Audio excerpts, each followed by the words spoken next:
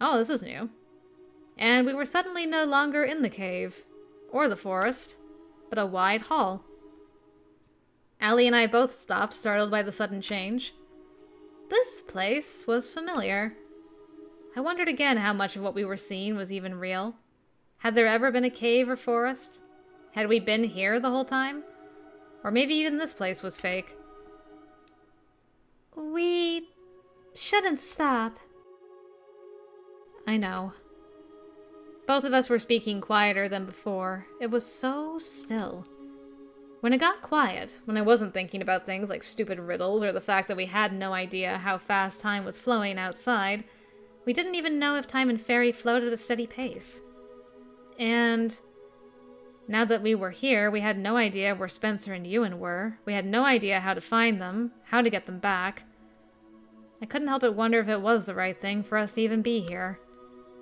But if we hadn't come, no one else would have. Ugh. I tried to push the thoughts from my head and just focus on walking, because it's not like I had answers, and it was too late to go back. We just had to keep going and stay on our toes so we could handle whatever they threw at us. We just needed to get to wherever this path was taking us. Hopefully not the huge ominous door up ahead, because that just looked like trouble. We didn't make it that far anyway. No surprise. No further. Whoa! Hubba, hubba, hubba. Sheesh. Wow. Dang.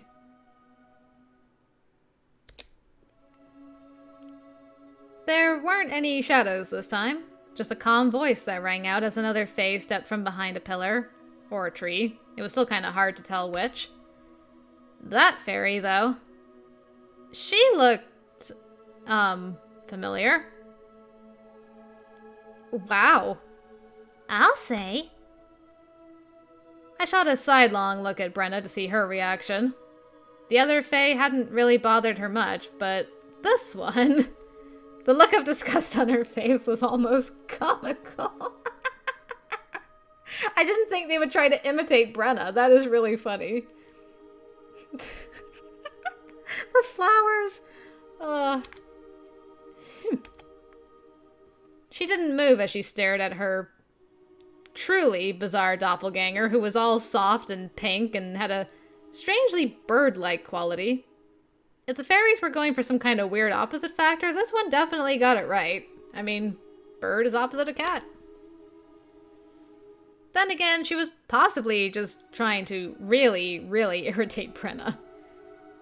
At any rate, she let out a childish giggle and tilted her head. You can't pass this point without paying my price. But if you can answer my question now... Brenna suddenly moved, a flash of brown and gray that I could barely see. Oh, hell no! The flowery Fae let out a violent squeal as Brenna tackled her back behind the tree pillar. What ensued were several horrible screams and... a nauseating crunch that turned my stomach. The screams went silent after that. Please tell me that's not what I think it is. There were several disturbing squishing sounds. Allie and I both turned away, even though we couldn't really see what was happening from where we were standing anyway. I could definitely imagine, though. Jeez. I think we should just go. Consider this riddle, solved. But, come on! I grabbed her arm and dragged her past where Brenna was, desperately trying not to look or listen. Is she eating that? We both broke into a run, and I wasn't sure if I hoped Brenna followed us or not. At the very least, I was never ever going to forget that. Or trust her. Again. Ever. What do we do, Allie? Keep going forward? I don't think we have a choice. There's nothing down here but endless riddles and questions. The deeper into Faerie we went, the more it felt like we'd never reach the end of all this. At what point were we too far beyond our borders? Or maybe that's what they wanted, to lure us so deep into Faerie we'd never find our way out again. Allie, we can't keep walking aimlessly. We have to find... I don't know where to look. I don't think we can do much but stay on the path and hope for the best. Yeah, well, this path doesn't seem to lead too many places. And I wasn't sure I wanted to go in that door, even though it seemed like they were aiming for that. She grabbed my arm and pulled me a little closer, lowering her voice. Listen, Nora. I agree with you. We can't just go where they want us to go. And we don't have time for more of these stupid riddles. Not without knowing how many more they're planning to throw our way. So what do we do? Leave the next riddle to me, okay? No! No, I cannot afford to lose you. You won't. Trust me. She gave me a distressingly devious grin. I have a plan. Is it normal to feel a wave of nausea when you say that? Hey, it's a good plan. Trust me on this one. I'm just saying, your last plan was Drayson pretending to be me, so... I was definitely dubious about that. But what else could we do? We continued down the path, just waiting for another fairy to step out and block the way. Allie reached into her pocket, which made me very, very nervous. We'd already agreed that there wasn't much good in attacking them or using magic. They had a freaking army. So what was she planning? I didn't have to wait long to find out, actually. There was a figure just up ahead waiting for us. And, well, under different circumstances, I'd have been kind of amused. Alright! Man, you got big horns, girl! Wow. It's a pretty good look, too. Big fan. I shot Allie a smirk, but she wasn't looking at me at all. Her hand was still in her pocket, and she was smiling at the fairy. A terrifying smile. I could almost see the veins popping at her temple. Oh man, she is so pissed off. Allie was usually so laid back that you rarely saw her more than vaguely annoyed or irritated. This time, she was furious. I hadn't seen her this mad in a really, really long time. Not that I blamed her. Looks like her famous patience finally wore out. The fake Allie opened its mouth to speak, but Allie cut it off before it got a single word out. Sorry to interrupt. Sorry, but we've done this 5 times already. We're a bit sick of this process, so if you don't mind. Before we get started, I have a question for you. I hope you don't mind answering. The fairy looked a bit confused for a minute. This isn't the way it's supposed to go, right? She looked behind her as if she was expecting someone back there to reassure her we'd gone off script. Allie, what are you... Just trust me. I don't... It's just one simple question. Well, I guess? Allie's smile widened as she pulled her hand out of her pocket. What is your policy on salt? The fairy's eyes went impossibly wide, and suddenly there was a sound of chattering and frantic whispering all around us as Allie opened her hand to reveal her dastardly weapon. A salt shaker! The horror!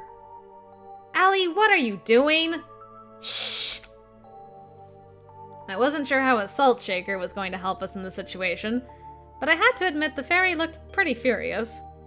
I mean, salt was one Fae protection, but... Fairy Bane. Would something like that really work here? It was a fairly small amount to use to take on an entire fairy hill, but Ewan had said something about that. Wait! Suddenly, realization hit me. How did you bring that in here? My attention snapped back to the present, but one hand straight to the pocket of my jacket. I have a bell. I mean, it was in my pocket this whole time. And I just walked in with it. I swiped it from my kitchen before we came, just in case. They probably hadn't been able to keep us from bringing things like that in with us since we hadn't used one of their own gates. I gave Allie a sidelong look, still unsure if something like a small fairy bane would get us out of this. Reality didn't always play out like books and stories. The fairy gritted her teeth. Her eyes were trained on the salt in Allie's hand, and her entire body was tense. I wonder what would happen if I just... She tapped the salt very slightly, and a gasp went up from the invisible horde around us. No! No! Don't do that! Oh? Why not? I'm really curious what would happen. The fairy glared at Allie, hands clenched tightly at her sides. We are bound to count every single grain spilled. You know that, witchling. Whoa, this was working better than I thought. If that was the case, then if I waited for the right moment... And you can't do anything else until every single grain is counted, right? I wonder how many grains of salt are in this little thing. I'm sure it's several million at least. I think we should find out. No! I could see the mania rising in her eyes as Allie tipped the shaker a little further. Or I can just take the lid off and... Stop it! Stop! Then, why don't we make a bargain? You let us go, let our friends go, and I don't doom you guys to scouring this place for every single grain of salt in here for the next year or so. Or maybe forever, since it might be hard to find them all. The fairy scowled at her, clearly not liking that idea. But she didn't seem ready to back down either, in spite of the threat of compulsive salt counting. Oh well, your loss. She tipped the shaker and a few grains spilled out. A scream went up from the house, and before either of us could react, dozens of fairies poured from the shadows toward us. Allie! I lunged for her, but tiny hands tore at my hair, my face, my skin. They grabbed my arms and yanked me back. Allie was swarmed with Fae as well, and I couldn't get to her. She flung the salt over the fairy, sending a spray of salt grains through the air. But it wasn't enough. One of the group caught it, clutching the shaker to its chest protectively. Others scrabbled on the ground, madly counting the salt that fell, but the rest kept their grip on us, screaming and shouting. Let go! No! We couldn't afford to let them separate us now. I tried to pry myself away from them, but they pinned my arms behind my back and I couldn't twist away. Let me go! Let me... That's enough! Everything instantly went quiet at the sound of that voice, except the murmur of a couple of pixies still counting out the grains of salt. There you are! Where have you been hiding yourself, girl? Another figure materialized through the crowd of fairies. A very, very familiar form and face. I struggled against the fairy still holding my arms. Somehow, our faces were still similar, though hers was framed by white hair instead of red, and her eyes were a sharp icy blue instead of hazel. She was taller than me, which made her figure seem even more slight. And those horns, black, curved above her brow. Somehow, though we'd never been face to face before, a name echoed in my head. Rule. I'm quite surprised you retained the memory of my name after all this. It's not like I wanted to remember it. I see you've come thieving to our doorstep once again, Nora Lewis. We forgave you once, but I'm not sure you'll escape unscathed this time around. Thieving? You're the thieves? I just came to get back the people I care about. You have your body back. Isn't that enough? No! No, it's not enough. How could that ever be enough? True, it would never be enough for a human. You are a greedy people who want everything handed to you as if you ever deserve more than what you have. More than what I have? I don't want more. I just want you to give me back what you took from me. They were taken from us first. What does that even mean? You never owned Spencer or Ewan to begin with. We lost one of our bravest knights to that human woman. By taking his son, we are only taking back blood that is rightfully ours. Logan was a part of your army, not Ewan. It's not the same thing. The fairy barked a hoarse laugh. Logan. Is that the name he uses in your world? Know this. His blood runs through that boy's veins. Whether it's Logan or Ewan, it doesn't matter. We finally retrieved something we lost, and we're not giving it up. As for you and your brother, we lost one of our changelings, a knight who forsook us long ago. By taking your brother, we've returned her blood to where it belongs as well. What? I don't even know what that means. You have a changeling's blood in you, one of our own. She may be lurking beyond our reach in that wretched place with those foolish crows. But you and your brother came to us willingly. Don't forget that. I'm sorry, are you implying that... Oh, gosh, what is her name? It starts with a K? Not Kara. Oh, gosh. Kaya? Are you implying that Kaya was also a knight? We knew she was a changeling. She's our ancestor? How does that work? Didn't she only recently get released? I am so confused. That has to be who she's talking about, though. Had no idea what the heck that meant. Changeling's blood? Was she saying one of our ancestors was a changeling, and that's where her Fae heritage came from?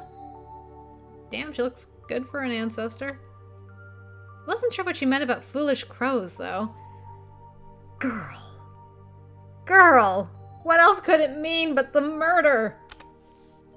And in the end, it didn't matter. Girl! I disappointed in you. You can't just nab us because one of our ancestors lived here. That was her, not us. And if she was a changeling, that just means you kidnapped her as well. Rule just shrugged. Blood is blood. The only thing that changes is the vessel. I don't give a damn about what you want, what you think, or even your stupid fairy rules. I'm not leaving my brother here, and you can't have Ewan either. He was never part of this deal. They are far away and very safe. We aren't going to let you take something so valuable. Not this time. She took another step forward, and I countered with a step backwards. The look she gave me was piercing, intense. If you miss them so much, you could stay as well.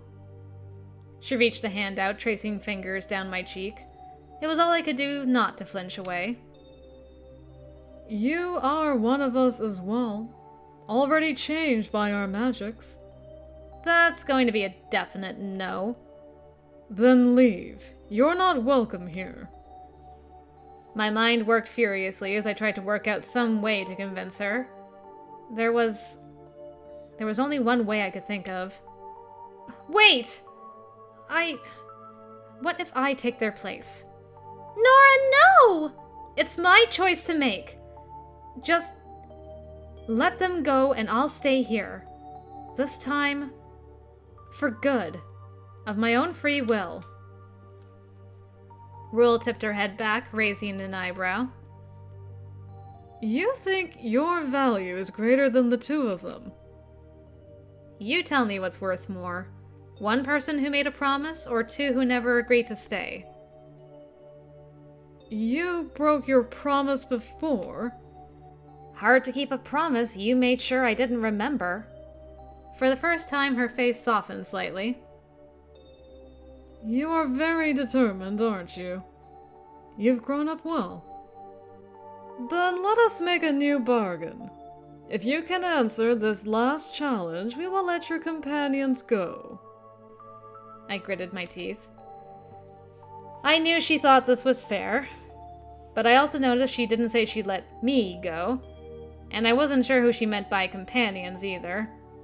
That was vague, and I knew they'd find a loophole that allowed them to come out of this on top. If I tried to bargain with the Fae, I'd be the one who lost, no matter what. Rule didn't wait for me to respond, which told me she also didn't consider this negotiable at all. You use this every day, but you do not work for it nor pay. It belongs to you, but you did not make it. It was given to you, yet many share it.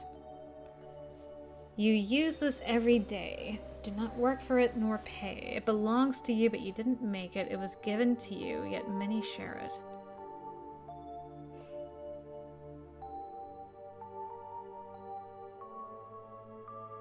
Use this every day.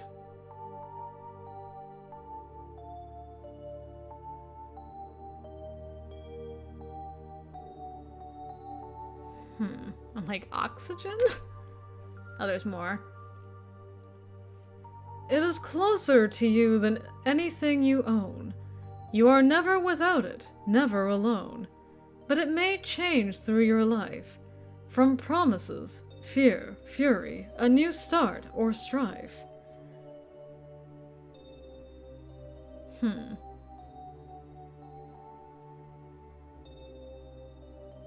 Love, maybe? Or the heart? Once we were told to guard it well, yet now every day another we tell. So tell me, what is it? If you're serious about this deal, tell these jerks to let me go. It doesn't make me feel very confident you're going to keep your word with them holding my arms like this. She eyed me suspiciously for a moment, then waved her hands. The fairies pinning down my arms let me go. Ring-a-ding-ding, girl. Finally! My hands were free again.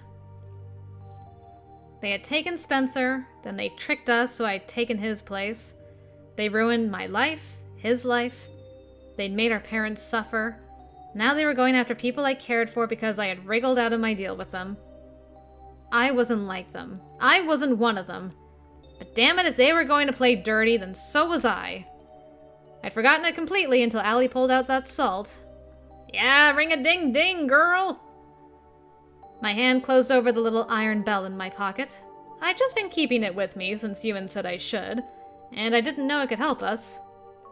They'd thwarted Allie's salt plan before she could do much. But Ewan had said something about this. There are stories of entire fairy hosts being scattered by someone tossing a small piece of iron in their midst. They hate the stuff. There are pretty ancient magics that wind themselves into natural objects. Plants, stones, and minerals absorb the magic energy from the earth. It steeps inside them and gets altered in strange ways. Ways that don't always mesh well with fairy magic. So don't underestimate the tools we're giving you. I didn't know how much truth there was to that, but I wasn't going to give up without a fight. And I wasn't going to play along anymore. I steeled my jaw and leveled a glare at her. No. What did you say? I said no. I'm not answering your riddle, and I'm done with your games. I'm done with you stalking me, my family, and my friends. I'm done with you trying to take away everything important to me. I don't care about your rules, your laws, or any of this. This is our home. You are the trespasser here. You will... Shut up! I yanked the bell out of my pocket and flung it as hard as I could. You're supposed to ring it, not throw it at someone in the face. It flipped over and over in the air, chiming each time.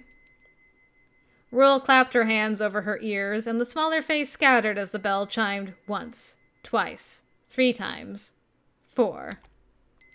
It felt like the walls were shaking, trees cracking. 5. I fell to the ground, watching as the bell flipped one final time before it hit the ground. When it did so, there was a loud ringing, one that was much too loud for the size of that bell. It felt like reality was breaking apart. Nora! I heard her voice over the sound of splintering wood and shattering rock. There was a painful snap and a flash of white, and the world vanished. I felt like I was falling through a screaming void. Wind rushed around me, tearing at my hair, my clothes, and then I was landing on something that felt distinctly person-shaped. Oof! Ow! Forget my elation at beating the fairies. I was winded again, this time by a foot to my stomach. Nora? What happened? I think you destroyed a freaking fairy hill. Oh. Well? Wait! Where is... I'm here. He was staggering to his feet, clutching his head, but looked okay for the most part. I made it out too, thankfully. Kinda miss what happened. Suddenly everyone was screaming, and then I was here. I'm glad you're dressed, Elliot. We're back! That was... Horrible? yeah, a little. Is everyone okay, though? I'm in one piece, I think. What about Spencer and Ewan? Here! She was a short distance away where Ewan and Spencer were sprawled on the ground. Neither was moving. Oh my god! I scrambled to her. Are they? Sleeping. I think they're sleeping. They won't wake up. What? I shook Spencer's shoulder violently, but he just laid there. It's magic. They're under some sort of magic sleep. Okay, Nora, Allie, you take Spencer, I'll take Ewan. We'll do the double smooch on 3. One last trick. Looks like. What do we do? Not sure. But it looks like our time is almost up. Sunrise is soon. If we don't wake them up soon, they might not wake up. Ever. Great. Just great. I could have tried that bell to see if it would dispel the fairy magic, but it didn't make it out with us. The fairy hill was completely gone. As I sat there, hopelessly racking my brain, a black cat glided out of the trees and hopped up on a fallen log. Brenna! Well, did you enjoy your snack? The cat tumbled forward, and there was Brenna sitting casually in the wet leaves, smirking at me. Brenna! Help us! They're not... A kiss. Yeah! What? Try kissing them. Are you serious? This isn't some fairy tale? I could give you some nonsense about transferring energy or even true love, but in the end it's all rubbish. There are any number of ways to unlock a sleeping spell, and one of the fastest is with a kiss. It's that simple. Well, it is pretty classic. It seems like something the Fae would do. Jeez. I'm not kissing my brother, I hope you know. I can do it! Allie over here like, I volunteer as tribute. Well, I should have expected that. Right then. Okay. This is just to save them. A kiss. I could do that. I grabbed Ewan by the shoulders and leaned down. Please work. Please, please, please work. I gently pressed my lips to his, hoping to feel him stirring beneath me. Instead... Ah! Dang you, Brenna! I'm gonna crunch you next.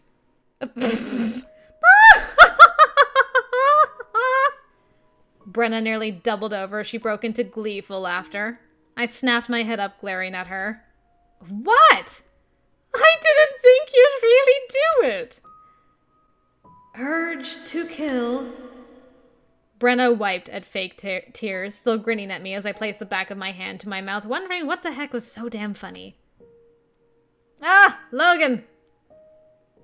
The sleep will wear off as soon as the sun rises. Kiss or no? Logan? I glared up at him. You could have told me that before.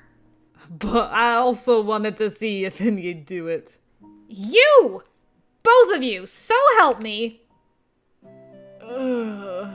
Who's shouting? Ewan! Oh, it's you. That figures. I smacked his chest. What's that supposed to mean? He laughed sleepily, carefully picking himself up. It means you're noisy, as usual. Hey! I fought fairies for you. You better stop picking on me. Fought fairies? Oh, right! Allie, I guess you... She's like, you will not take this from me. I don't care if it doesn't work. I'll time it when the sun rises so he'll think I brought him back. I turned toward her and stopped short, wrinkling my nose at the sight in front of me. Never mind. Didn't need that mental image. What exactly happened? What do you remember after running into that fairy ring? Not much, to be honest. Then we have a really long, annoying story to tell you. Nora? Finally come up for air? We should probably tell Velos we're alright. I'm betting he's been worried sick.